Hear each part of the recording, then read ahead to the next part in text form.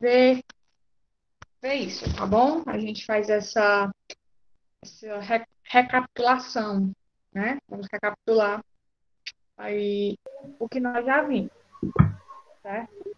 Pessoal, abram o livro de vocês na página 230, certo? Página 230, né? Tem aí na página 230 o texto 3, que é a continuação da atividade que nós já estávamos vendo, né? Só que tinham aí os textos, tinha o texto 1, texto 2, texto 3. Aí a gente parou no texto 3, que vocês iam ler, né, em casa, e fazer a página 231. Aí vamos lá, já abriram o livro aí na página 230.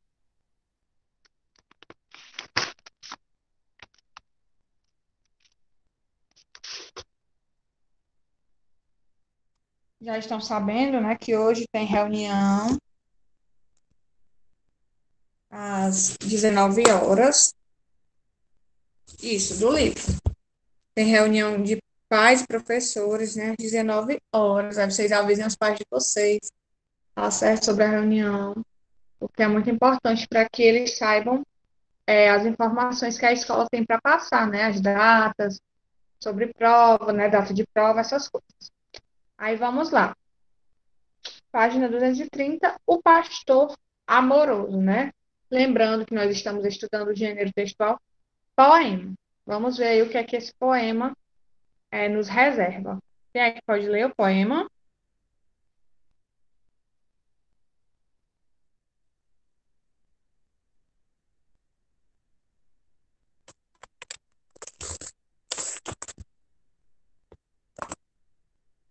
Isso, Yasmin, do livro, 230. Vou deixar aqui no chat, tá certo?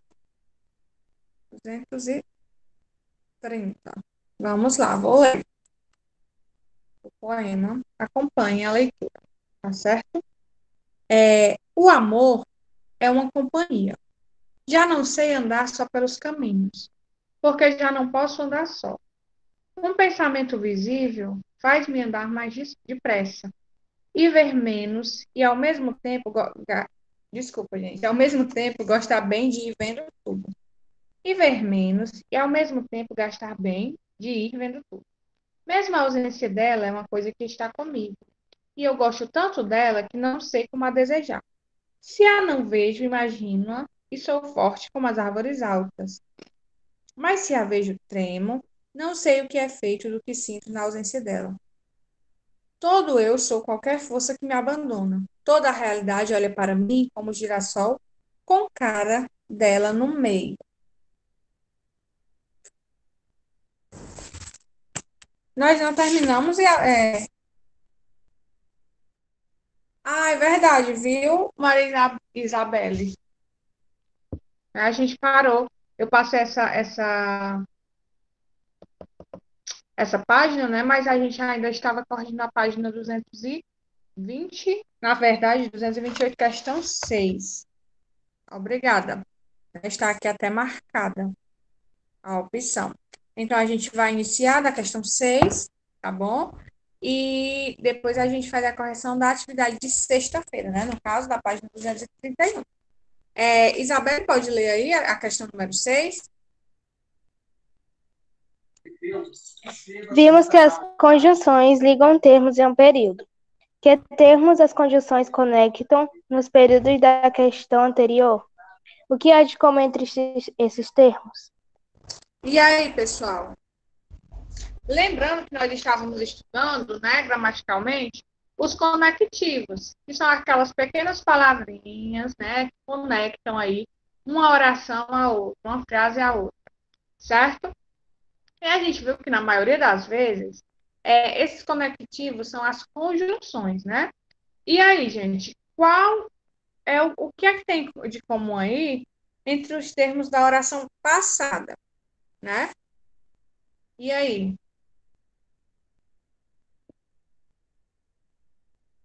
O que foi que vocês colocaram? O que é que as conjunções conectam, pessoal?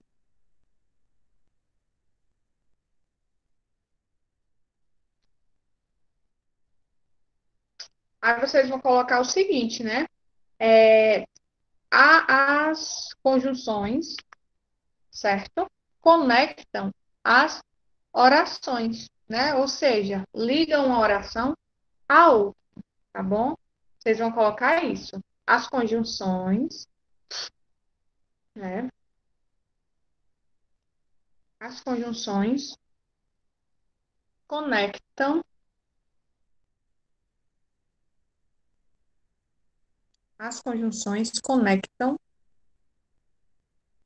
as orações.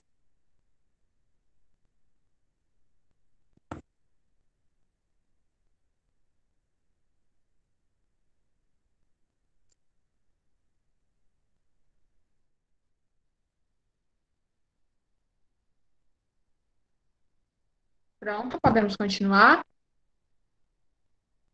Texto 1, 228. Poema.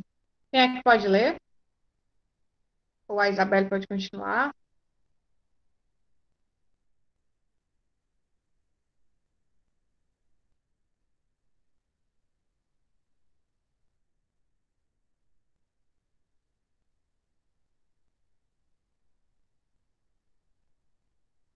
Vamos lá, gente.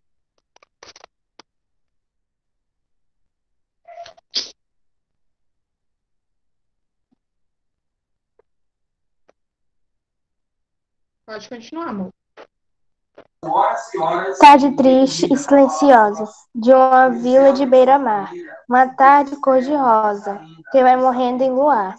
Ao longe, a várzea cintila de uns restos de sol poente. Mas, por sobre toda a vila do morro a que fica rente, desce uma sombra tranquila e anoitece lentamente. 7. No primeiro verso do poema, os adjetivos triste e silenciosa estão no feminino e no singular para concordar com. E aí, pessoal? Triste e silenciosa. O que é triste e silenciosa? Observem o primeiro verso, gente. Tarde triste e silenciosa. Vocês têm que prestar atenção, tá certo? Quando vocês forem responder perguntas, na própria pergunta, certo? A pergunta não está falando do poema todo. A pergunta está falando só do primeiro verso. O primeiro verso diz só isso, ó. Tarde triste e silenciosa. O que é triste e silenciosa, gente? Exatamente. A tarde, né? Letra A. Porque se você parar se você não prestar atenção na pergunta, você vai realmente achar que é a vila, certo? Porém, a pergunta diz primeiro verso, né? Então a resposta está dada. Por que é que muitas vezes a gente perde questões, tanto em provas, quanto no Enem, quanto em prova de escola mesmo, tanto em vestibular, porque a gente às vezes não se atenta para as perguntas. Então, quando vocês forem fazer o simulado, por exemplo, né, que são só perguntas de objetivas, prestem atenção na pergunta, certo? Então, a resposta correta aí é a letra A. Oitava. Para descrever a cena do poema, o autor empregou apenas verbos nus. E aí, no passado, passado e futuro, presente e futuro ou no imperativo? Exatamente, Stephanie. Só verbos no presente, ó. Vamos aí observar.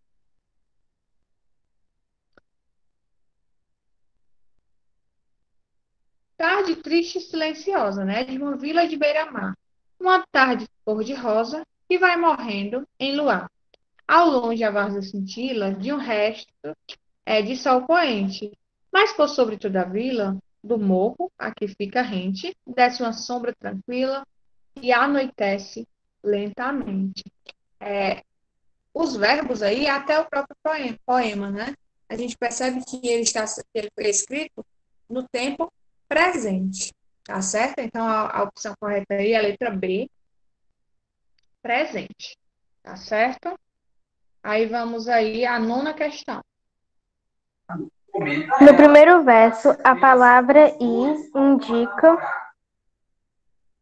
E aí, de novo, no primeiro verso, né? Oposição, explicação, conformidade, adição, alternância.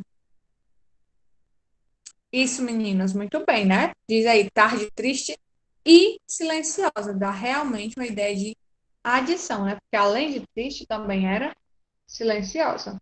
Correto, tá bom? Muito bem. Então, aí na questão número 9, item D. Adição é a questão correta. Perfeito. Questão número 10.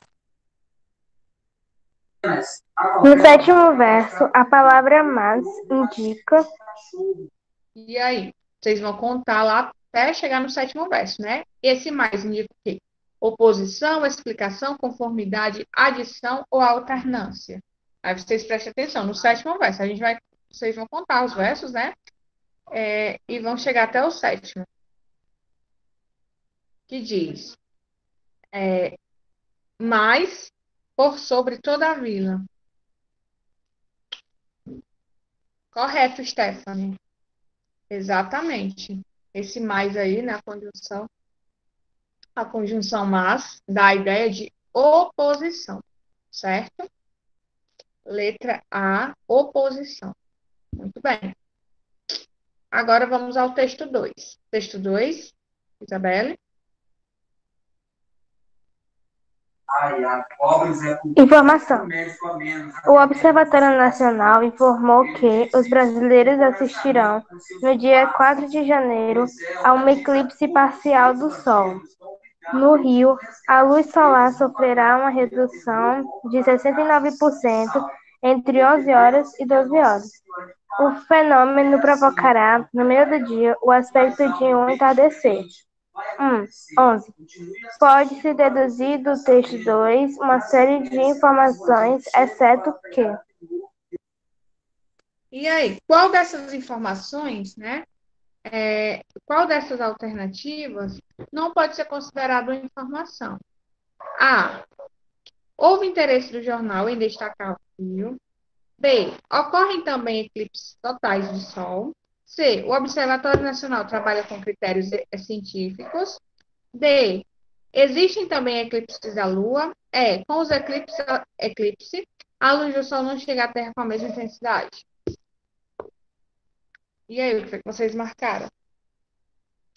É isso, a resposta da 10 é A, certo? Letra A. E a resposta da 11, vocês marcaram que opção? A, B, C, D ou E? Na verdade, a letra E, vamos ver, né? Com o eclipse, a luz do Sol não chega à Terra com a mesma intensidade. Na verdade, o texto diz o quê? Que quando acontecer esse fenômeno aí ao meio-dia, vai parecer um entardecer, certo? Então, dá essa ideia aí de que o tempo está mais escuro, né? Que a luz do Sol não está chegando à Terra com a mesma intensidade. Essa questão, vocês tinham que prestar muita atenção, né? Porque a resposta dela está como se fosse uma resposta implícita, tá certo? Vamos ver a A. Houve interesse do jornal em destacar o Rio? Na verdade, sim, né? Vocês percebem que ele cita o Rio de Janeiro, né? Porque o fenômeno não ia acontecer só no Rio de Janeiro, mas ele diz assim, ó, no Rio, a luz solar sofrerá uma redução de 69% entre 11 e 12 horas. Então, é, realmente é uma informação, realmente ele quis destacar o Rio de Janeiro, né? Então, vamos lá. Então, não pode marcar letra A nem letra E. Qual das... Isso, Stephanie, essa opção, né, a opção D, é a única informação que não está presente no texto, tá certo? Letra D. Existem também os eclipses de lua, né? Existem, mas no texto não está falando sobre isso, tá certo? Então, questão número 11, vocês vão marcar a letra D, tá bom? E questão 12. no texto 2, o conectivo destacado introduz O que, gente? O conectivo destacado no texto é o que, tá certo? Que é o é, que. Ele introduz o quê? O objeto direto, complemento, um aposto, um vocativo ou um adjunto. Vocês marcaram o quê? Quando ele diz assim, ó, o Observatório Nacional informou o quê? Que os brasileiros assistirão no dia 4 de janeiro um eclipse, né? Parcial. Então, falando gramaticalmente falando, essa parte aí, que os brasileiros assistirão no dia 4 de janeiro um eclipse parcial. Qual a função aí desse termo? Ele tem a função de objeto direto? Tem a função de quê? De complemento, de aposto, de vocativo? De quê, gente? O que é que vocês colocaram?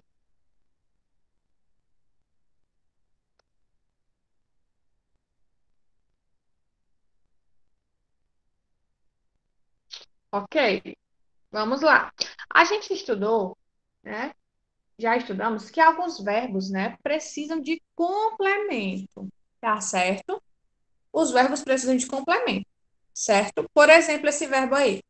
Pode-se deduzir, ou desculpa, o Observatório Nacional informou. Quando eu digo assim, o Observatório Nacional informou. Essa frase aí está completa?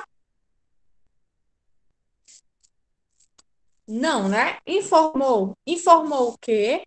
Que os brasileiros iam presenciar aí um eclipse. Então, esse que, ele é preposição? Não. Ele é conjunção. A gente viu que se não é preposição, né? O objeto é direto. Por que é objeto direto? Tá certo? Então, eu já estou dando a resposta para vocês. É um objeto direto. Por que não pode ser complemento nominal? Porque não está completando o substantivo, os nomes, o pronome. Ele está completando o verbo. Então, se está completando o verbo, ele só pode ser ou objeto direto ou objeto indireto, né? Então, no caso aí, como não tem preposição, é objeto direto, que é a letra A, tá certo?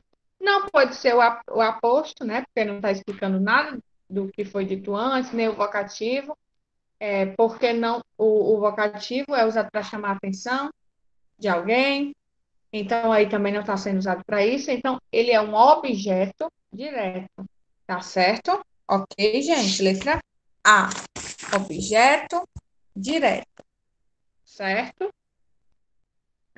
Vamos aí ao texto 3. Vai continuar lendo, Isabelle, ou alguém quer ler? Pronto, Guilherme, releia aí a página 230, tá certo? Texto 3. O pastor amoroso.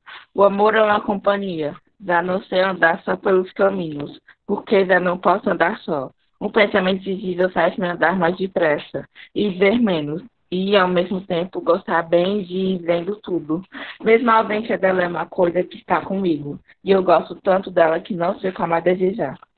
Se a não ter, imagino-a e sou forte como as árvores altas. Mas se às vezes tremo, não sei o que é feito do que sinto na ausência dela. Todo eu sou qualquer força que me abandona. Toda a realidade olha para mim como um girassol com a cara dela no meio. Muito bem. Vocês entenderam esse poema, gente?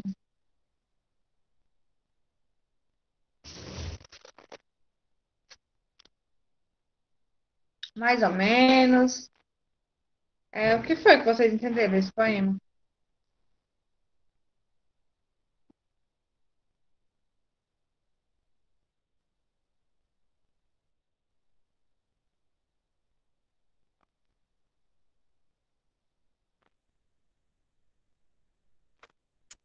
Tem uma linguagem aí bem, né, poética esse, esse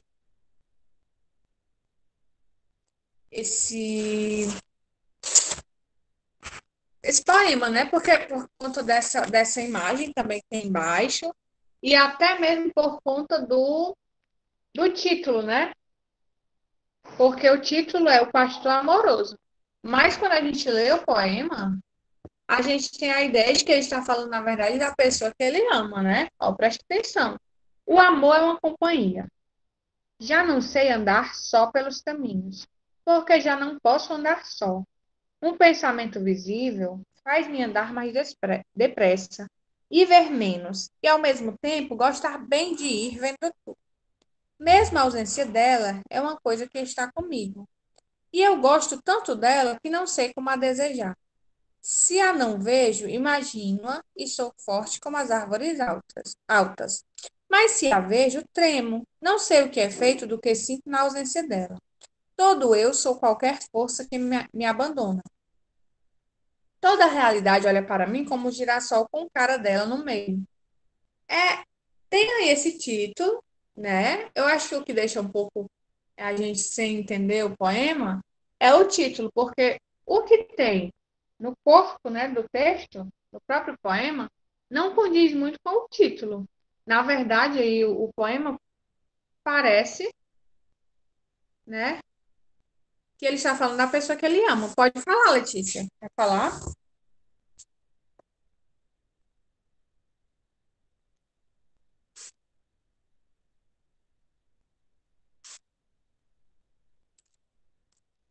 Ok. Mas é isso mesmo, né? O eu lírico aí, ele está falando, fazendo uma declaração para a sua amada, né? Para a pessoa que ele ama. Talvez, pode ser isso, né? Também, Stephanie. Por causa desse título e por causa que o livro colocou esta imagem aí também. Porém, quando a gente lê, a gente imagina mesmo que ele está falando do amor, né? Que ele sente por alguém. Isso, pelo título a gente entende isso. Mas pelo corpo do poema mesmo, a gente entende que ele está falando da mulher, né, o eu lírico.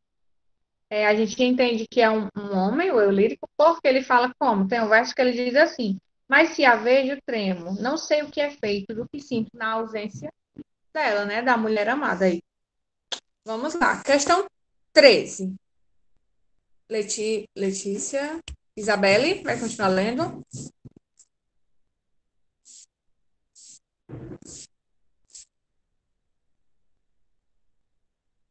Ah, era o Guilherme que estava lendo, né? Verdade. Guilherme, vai continuar lendo? Questão 13.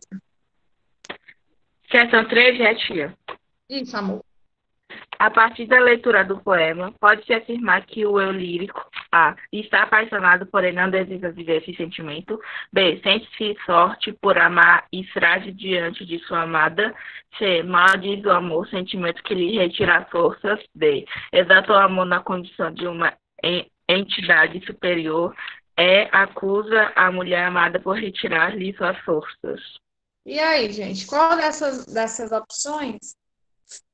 V. C, né? Maldiz o amor, sentimento que ele retira as forças. No poema, né? Ele maldiz o amor, né? Em algum verso. Vocês acham isso? Guilherme, que colocou aí, né? Você percebe que ele maldiz, quando diz maldiz, é como se ele estivesse falando mal do amor, né? Mas, na verdade, a gente não vê isso no poema, certo? A gente não vê ele maldizendo o amor. O que a gente vê nesse poema? Tentem aí observar as opções e me digam. Isso, ele está mais, né, confuso. Stephanie colocou aí a opção B, vamos lá, né? Sente-se forte por amar e frágil diante da sua amada. É isso mesmo, Stephanie, né? Pelas palavras do eu lírico, a gente entende que quando ele está longe, né? Deixa eu ver deixa eu encontrar aqui o verso. Pronto. Na segunda estrofe aí, né? Tem assim, no primeiro verso da segunda estrofe. Se a não vejo, imagino-a e sou forte como as árvores altas. Então ele diz o quê? Que quando ele não vê, né? Essa pessoa amada, ele se sente muito forte, como as árvores altas. Mas olha o que ele diz no segundo verso aí da segunda estrofe. Mas se a vejo, tremo, não sei o que é feito do que sinto na ausência dela. Todo eu sou, qualquer força me abandona. Então é isso mesmo, é a opção B. O que é que ele diz? Quando está longe da amada, né, da pessoa amada, ele se sente forte como a árvore alta.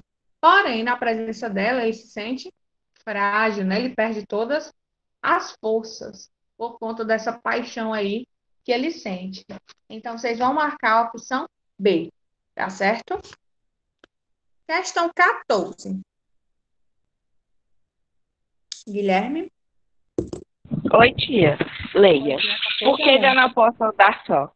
Sobre a palavra destacada, é correto afirmar que é classificada como artigo definido. B. Funciona como conectivo, expressando uma relação de oposição. C. É uma condução e introduz uma explicação. D. Inicia o aposto do termo caminhos. E. Funciona como complemento nominal da oração anterior. E aí, vocês colocaram o quê? A palavra destacada aí é o porquê, né? Esse porquê. Gente, ó, a frase começa assim. Porque já não posso andar só. Vocês colocaram aí funciona como complemento nominal da oração anterior.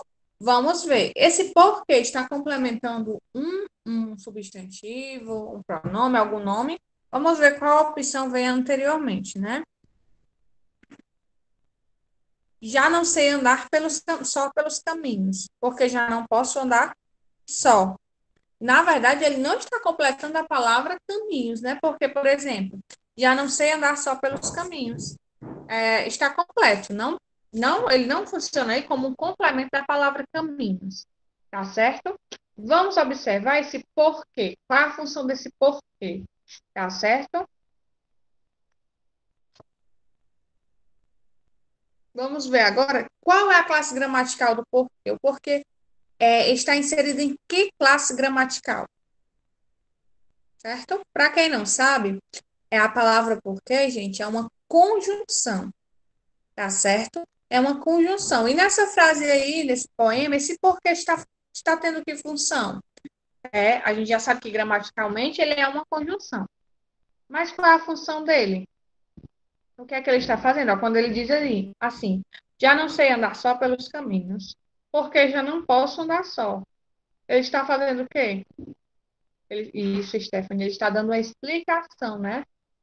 Por exemplo, quando a gente fala assim, não assisti a aula ontem porque estava doente. Nesse caso aí, o porquê está dando uma explicação. No mesmo caso aqui dessa frase. Nessa frase, ele está dando também uma explicação, certo? Então, a opção correta é a letra C, tá certo? Está introduzindo aí uma explicação, ok? Gente, não vai ter, tá certo, atividade para casa, certo? Porque amanhã ainda tem simulado e nós também já estamos muito adiantados, tá certo, no nosso livro. Mas a gente vai fazer uma questãozinha agora, online, tá certo? Vejam aí que tem assim, antes de começar a escrever, na mesma página, né, na 231. Vocês não vão precisar escrever isso no caderno, tá certo? A gente vai tentar fazer isso agora, pelo chat mesmo, certo? Vamos lá, deixa eu ler essa explicação aqui para vocês.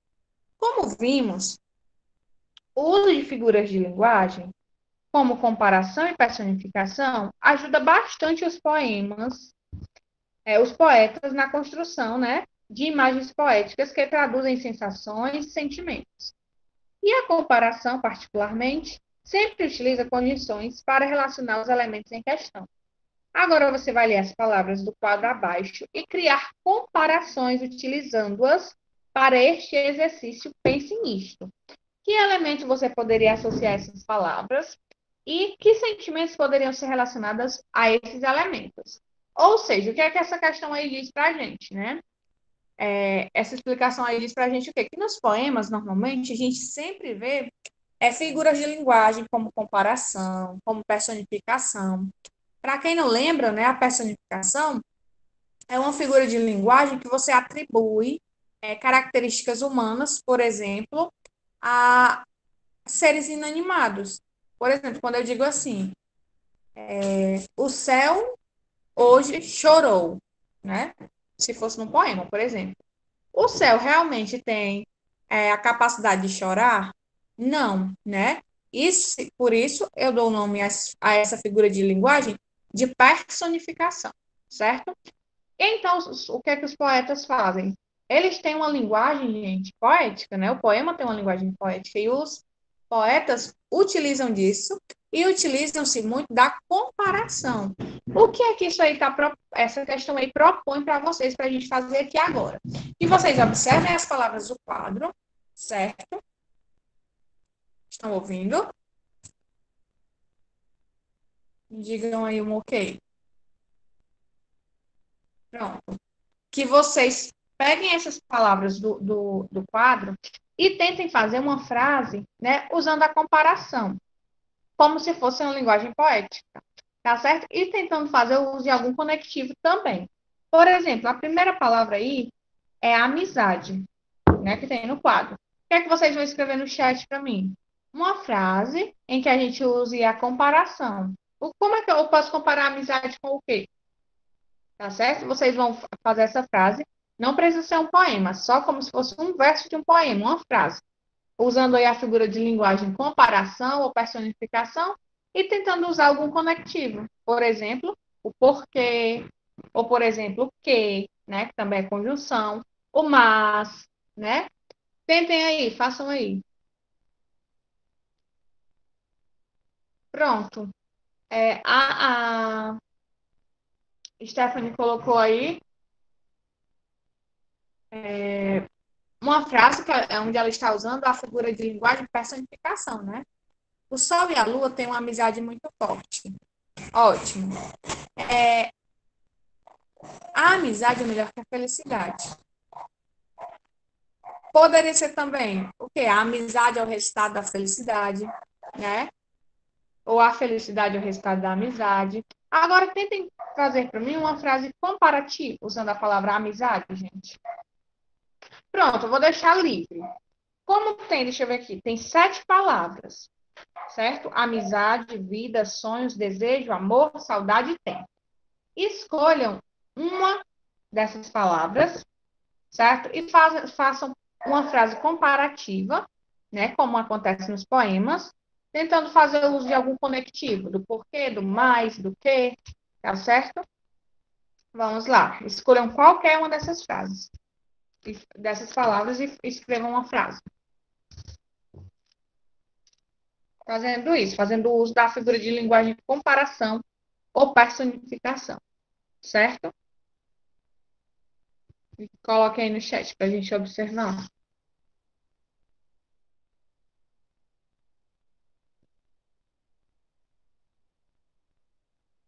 O desejo traz o amor e o custo é tempo. Ficou bom, Letícia.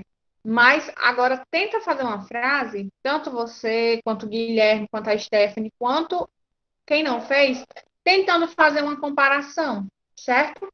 Porque os poetas usam muito esse recurso, né? De comparar alguma coisa, uma coisa com outra, um sentimento com alguma coisa. Tentem aí criar essa comparação, gente, da amizade com alguma coisa, da vida, dos sonhos, do desejo, do amor, da saudade, do tempo. Vamos tentar montar uma frase onde fique expressa a comparação, onde você compare o amor com alguma coisa, a vida com alguma coisa, a amizade com alguma coisa, certo? Vamos tentar fazer. Tentem aí.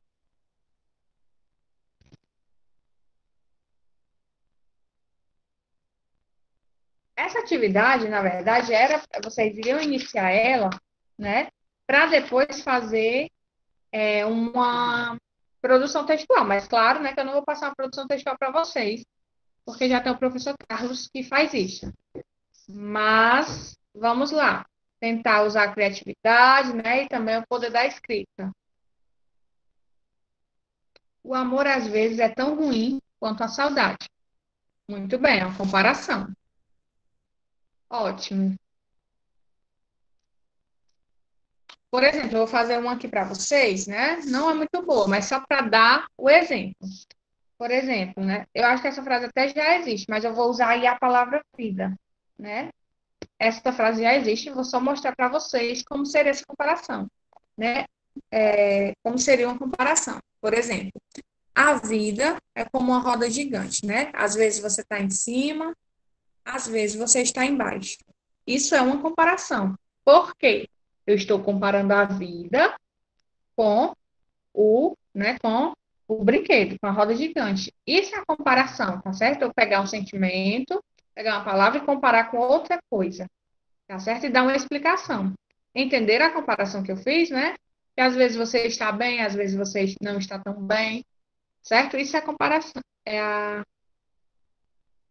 a comparação, né? Entenderam, pessoal? Ok, Isabelle. Mas vocês entenderam como seria essa comparação? Seria pegar alguma palavra e comparar com uma outra coisa, né? E, e, e fazer isso, certo? Dando uma explicação no final, ok? Gente, antes de vocês saírem da aula, deixa o número de vocês, tá certo? No chat. Desejo a vocês um bom simulado, leiam com atenção, tá certo? Façam as questões sem pressa, porque dá tempo de ler cada questão, cada alternativa, tá certo? E desejo que vocês tirem notas boas, né? Então, vão lá. A partir de agora, o simulado já está disponível para vocês, certo? Então, quem colocou o número já pode sair e iniciar o seu simulado, tá bom? Até amanhã, gente. Tchau e beijos.